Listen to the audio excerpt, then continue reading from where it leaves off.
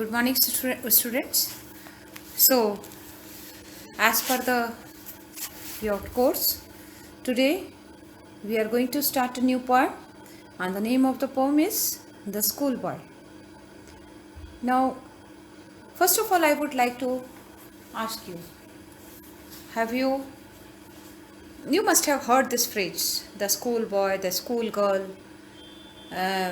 If I just add to the phrase, I can add the ward boy, as you listen on the TV, the ward boy.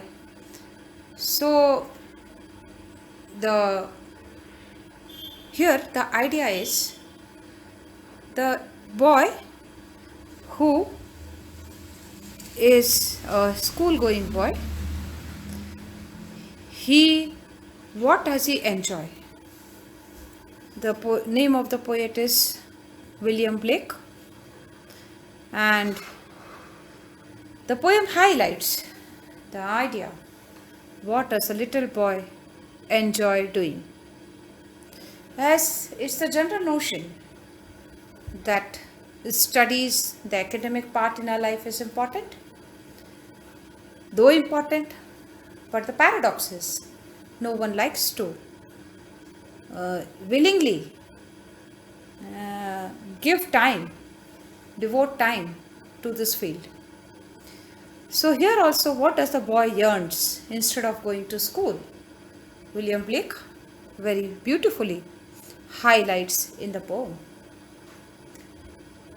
Now, I come to the text part of it. You will listen to the text from me, and then I'll tell you the soul of the poem, the central idea of the poem, the summary of the poem. I love to rise in a summer morn when the birds sing on every tree. The distant huntsman winds his horn, and the skylark sings with me.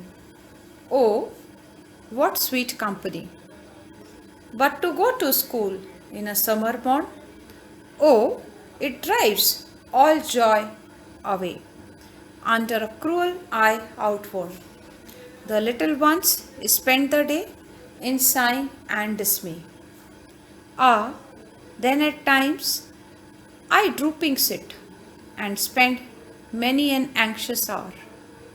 Nor in my book can I take delight, nor sit in learning's bower, worn through with the deary shower. How can the bird that is born for joy sit in a cage and sing? How can a child, when fears annoy, but droop his tender wing and forget his youthful spring?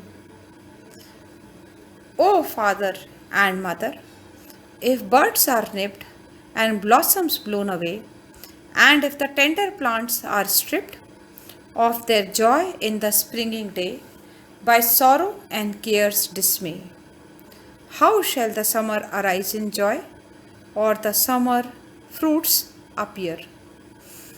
Now, this was just the text I read before you. Children, here I would like to tell you that the schoolboy who wakes up to see the summer morning, instead of going to school, he finds the outside the nature, he finds the bird chirruping, the bird singing and chirruping, and the huntsman's horn blowing, the peasants working, the skylark singing. Let me tell you who is a skylark. A skylark is the name of a bird. All of this was such a sweet company for the boy. So the poet says that the nature outside for the boy is more alluring, more attracting than going to school. Yes, children, it is the human nature that we want to do what is not compulsory, and that which is compulsory we find it's burdensome. But let me tell you, if we find joy in every working, if we find happiness and mirth and pleasure and gay in every task, then every task is a source of enjoyment for us. So the school, however, took away his joy in the summer morning. The boy spent the days in utter despair under the threat of the teacher's presence. He was scared of going to school. Going to school increased his anxiety, and he did not find pleasure neither in the books nor in attending the classes.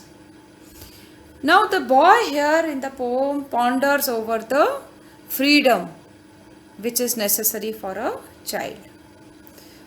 He finds that as a bird is put in the cage and he cannot sing, he cannot derive joy from his freedom. Similarly, a child, like a caged bird, cannot be happy by living in constant fear. Let me tell you, children, not only a child, even anyone who is fearful all the time cannot live happily. As Shakespeare has said, coward dies many times before their death. The valiant taste only once. When we will discuss, I will tell you the meaning of these lines of Shakespeare.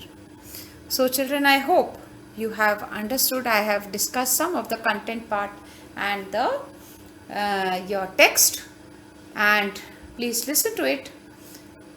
Okay children, in the next class I will show you more videos. We will discuss a lot in the live class. Thank you.